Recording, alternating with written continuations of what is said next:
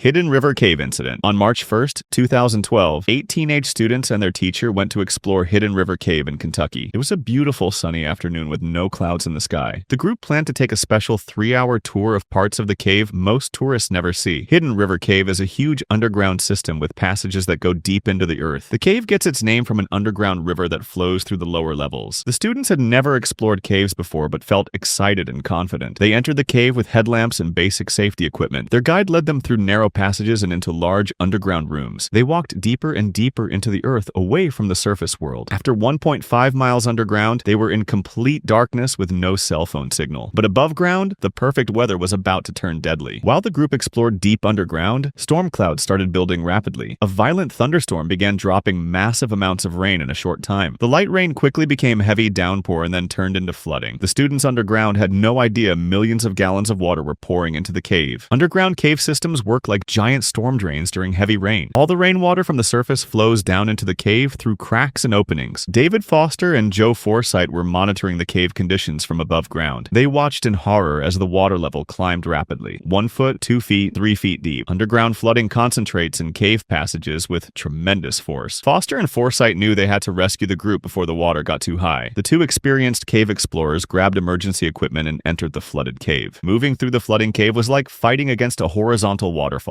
They had to feel their way along walls through chest-deep muddy water. Meanwhile, 1.5 miles deep in the cave, the group realized something was wrong. The gentle underground stream had become a rushing torrent of water. Water levels were rising visibly and they could hear the ominous roar of flowing water. The passages they used to enter were now filled with fast-moving, dangerous water. The 9 people found whatever high ground they could and huddled together. Some teenagers were crying while others sat in stunned silence. Their teacher tried to keep everyone calm but knew they were in serious danger. The water kept rising from ankle-deep to knee-deep to waist-deep. Foster and Forsythe fought through 1.5 miles of flooded passages to find the group. When Forsythe reached them, he found 9 terrified people clinging to the walls. The teenagers were shivering from cold and fear. Forsythe knew the main route back was now completely underwater and impassable, but he knew secret alternate routes through the cave that others didn't know about. Forsythe tied a safety line around his waist and had everyone grab hold. They began a terrifying journey through flooded passages and alternate routes. They walked through chest-deep water and swam through completely underwater sections. The secret route required squeezing through gaps barely wider than their bodies. They climbed over slippery rocks and crawled through rushing water. Several times teenagers lost their footing, but the safety line saved them. The water was ice cold, muddy, and filled with debris from the surface. After hours of fighting the current, they finally reached higher dry ground. From there, they could follow dry passages back to a safe entrance. When the group emerged from the cave, they were exhausted and cold but alive. All 9 people had survived an experience that could have easily killed them. Hidden Falls Cave Incident. In July 1996, 24-year-old Sam Meyer was exploring near Hidden Falls in Yosemite National Park. Sam was an experienced climber who had done many dangerous outdoor adventures. He found what looked like a harmless hole between some large granite rocks. From the surface, the hole looked like it was only 20 or 30 feet deep. Sam had his climbing rope with him, but no equipment to climb back up. This was a dangerous mistake because he had no way to get out once he went down. Sam tied his rope to the rocks above and started rappelling down into the hole. The first 50 feet went smoothly as he lowered himself down the granite walls. But as he went deeper, the walls got closer together and it became darker. What looked shallow from the top was actually much deeper than he thought. At 75 feet down, Sam should have stopped and climbed back up, but he was curious and kept going deeper into the narrow hole. At 100 feet down, the walls were so close he could touch both sides. Finally, at 125 feet down, Sam's feet touched what he thought was solid ground, but instead of rock, he fell through into ice-cold water trapped at the bottom. The freezing water shocked his body and soaked his legs and lower body. Sam realized he was trapped 125 feet underground with no way to climb out. The walls were too smooth and close together to get a good grip. Every time he tried to climb the rope, his grip failed, and he fell back into the cold water. The water temperature was about 50 degrees, which was dangerously cold. Sam tried everything he could think of to escape the stone prison. He attempted to climb the rope hand over hand, but kept falling back down. He tried to wedge himself between the walls, but the granite was too slippery. Each failed attempt left him more soaked and exhausted in the freezing water. As time passed, Sam's body temperature dropped from being in the cold water. Hypothermia began to set in, making him shiver uncontrollably at first. His body was trying trying to stay warm, but the cold water kept stealing his heat. As his core temperature dropped more, the shivering stopped completely. His thinking became confused and his movements became clumsy. His fingers became too numb to grip the rope properly anymore. Sam could no longer support his weight and spent most of his time in the water. Above ground, no one knew Sam was missing because he was exploring alone. It took days before concerned friends reported him missing to park rangers. The rangers searched the Hidden Falls area looking for any sign of Sam. From the surface, there was no indication of the tragedy happening below. Finally, one ranger noticed Sam's rope still tied to the rocks above the hole. They shined powerful flashlights down the 125-foot shaft. Far below in the dark water, they could barely see something floating. A rescue specialist was lowered down with proper climbing equipment. At the bottom, the rescuer found Sam's body floating in the icy water. Sam had died from hypothermia after being trapped in the freezing water. The recovery required specialized equipment and took hours to pull him up. King and Queen Blair Cave Incident. On New Year's Eve in the year 2000, a man and woman arrived at King Blair and Queen Blair Caves in Indiana. It was almost midnight,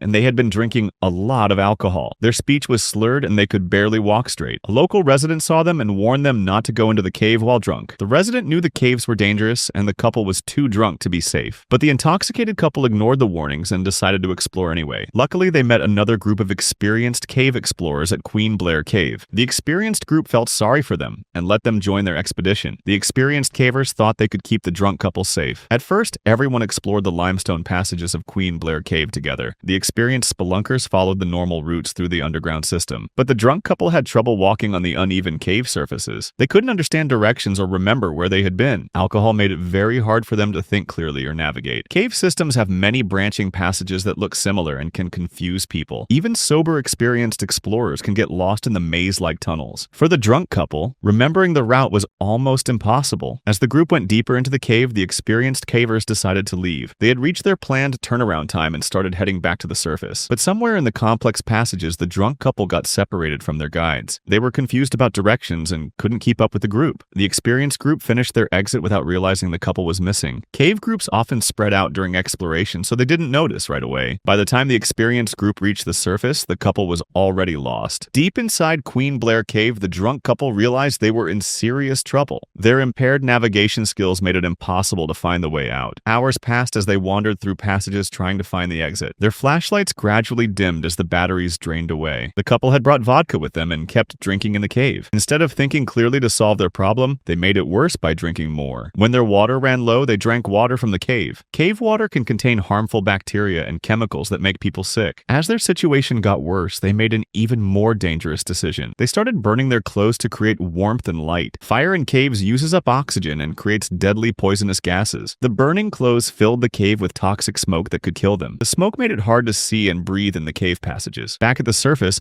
local residents became worried when they saw the couple's truck. It was noon on New Year's Day and the truck had been there for 12 hours. Cave rescue teams quickly assembled to search Queen Blair Cave for the missing couple. The specialized rescue team spread out through the maze-like tunnels. One rescue team heard muffled voices and coughing sounds from a passage below. They could smell burning clothing, which told them someone was down there. The rescuers called out and heard weak responses from the drunk couple. When they found the couple, they were severely dehydrated and almost out of vodka. Their lighting systems were nearly dead, and they were surrounded by toxic smoke. The couple had nearly killed themselves by burning clothes in the confined space. The rescue team brought them safely to the surface. Schetromph Cave Incident. On January 24th, 2011, 4 young adults decided to explore Schetromph Cave. There were 2 men and 2 women in the group. They wanted to see if the cave would be good for future club trips. They entered the cave around 2:30 p.m. The exploration went well until they started to exit. One of the young men faced a very tight and challenging section of the cave. To get out, he had to go head first through a narrow, hourglass-shaped passage. This passage made a sharp 90-degree turn before getting even narrower. His female companions went through carefully, and he followed. He approached the narrow passage on his hands and knees. As he lowered himself into the pit head first, he misjudged his grip. His leg folded against his chest in a painful position. The rock walls pinched around him, trapping him at the tightest part. He was completely upside down with his head on the cold, hard ground. Panic set in quickly. His female companions tried to pull him free but couldn't. They tried to lift him, but their strength wasn't enough. After 20 minutes, they realized they needed help. One of them scrambled out of the cave and called 911. The young man's leg was twisted painfully against his body. Blood pooled and rushed to his skull, creating unbearable pressure. His vision became blurry and his thoughts became confused. A local resident heard the emergency call and contacted his friend Jerry Bowen. Jerry was an experienced caver. Jerry and his son Stephen quickly drove to the site. Stephen was smaller, so he was chosen to go in. One of the women volunteered to guide Stephen back into the cave. When Stephen finally finally reached the trapped cavern, they were face to face. Stephen began chiseling away at the rock. His heart was pounding as he tried not to injure the trapped man. The work was slow and nerve-wracking. The trapped man had slipped further down, making it harder to reach the rock. With the man's friend pulling from above and Stephen pushing from below, they got him into a slightly better position. Stephen resumed chiseling, carefully removing the final rock. With a collective push and pull, the man's leg finally popped free. At 10 p.m., nearly 8 hours after the ordeal began, the rescued man finally emerged into the night air. He was flown to a hospital for evaluation. Miraculously, he had no serious injuries. Yoyo Pit Cave Incident. Joseph Labato was 29 years old and thought of himself as adventurous and confident. He had taken his girlfriend on a few small climbing trips in the past. Joseph convinced her and himself that he knew what he was doing. In reality, his experience was very limited, and he had no real caving knowledge. He decided to visit Yoyo Pit near Santa Fe with his girlfriend. Yoyo Pit was a remote, ancient volcanic vent with a 130-foot vertical drop. At some point during their visit, Joseph dropped his cell phone into the pit. He was determined to get it back. Joseph went back to his vehicle and grabbed a collection of gear. He took a heavy-duty chain and 2 ropes. None of this equipment was intended for climbing or rappelling. Joseph told his girlfriend that he knew what he was doing, though she was uneasy. The rope wasn't meant for life-saving purposes. His knots were poorly tied. When he began his descent, he slid awkwardly with the rope beneath him. It was clear things weren't going as planned. After a few feet, he switched to going down hand over hand, but his grip was slipping and soon he lost control. As he tumbled toward the bottom, he let out a nervous laugh. His girlfriend, still watching from above, heard his voice echo up from the pit. She recalls that Joseph was laughing all the way as he fell to the bottom. However, the laughter soon gave way to serious reality. At first, he joked about breaking his arm. He tried to reassure both himself and his girlfriend that he was still okay. But moments later, his voice changed. Pain spread through his body, sharp and constant. His back began to seize up. He quickly realized that something was very wrong. As minutes passed, numbness spread through his body. He could no longer feel his back. Soon, paralysis set in. With panic rising, Joseph told his girlfriend he couldn't move. His girlfriend was forced to drive back over rough terrain, desperately searching for help. After hours, she found a payphone and called 911. By the time rescue teams arrived, Joseph had gone silent. Rescuers rappelled into the pit and discovered that he had died from his injuries. His body was carefully placed in a litter and lifted out. This marked the tragic end to a poorly prepared adventure that could have been avoided. Tenerife Lava Tube Cave Incident. On Saturday, February 10th, 2007, 9 people gathered on Tenerife Island for a hike. They planned to hike through a lava tube that connected 2 valleys. Lava tubes are tunnels formed by old volcanic eruptions. By 2 p.m., they reached a mountain with 2 options: go over it or through it. Since the hike was meant to be easy, they chose to go through a lava tube. However, they entered the wrong tube. They didn't have an experienced guide and relied on directions sent by phone. The group went deeper into the lava tube, believing it was the right path. By 3 p.m., they were over a mile inside the mountain. Something felt wrong. Several hikers fainted one after another. 5 out of 9 people lost consciousness. Those near the back felt dizzy as well. They managed to turn around and escape. At 4:45 p.m., the people who escaped called emergency services. Rescuers quickly arrived. The hikers who escaped reported a strange gas smell just before the others passed out. Rescuers needed to be careful. The narrow tube was only about 6 feet wide and high at its largest point. This made the rescue challenging. Some unconscious hikers woke up and walked out, but by 5,000 feet into the tunnel, rescuers began to find those who hadn't woken up. The gas smell became stronger the further they went. Throughout the night and into the next morning, rescuers worked carefully. 4 hikers were airlifted to the hospital with breathing problems. 2 had more serious injuries due to the positions they passed out in. By February 11th, only 3 hikers remained inside. They had been leading the group and were the deepest in the cave. The concentration of gas was highest there. 20 hours after the hike began, the rescue took a tragic turn. The last 3 hikers were found dead from oxygen loss.